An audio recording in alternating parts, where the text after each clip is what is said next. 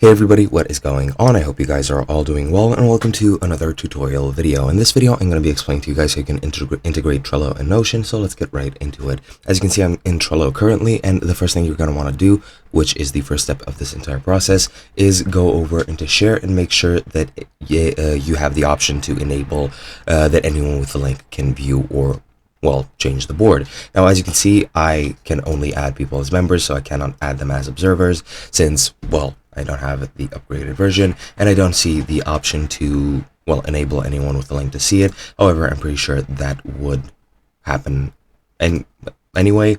So yeah, that is set up in here. Now, I don't have Trello or Notion at the moment. Notion is simply not agreeing with me. It doesn't want to work, so I'm just gonna explain verbally what you want to do.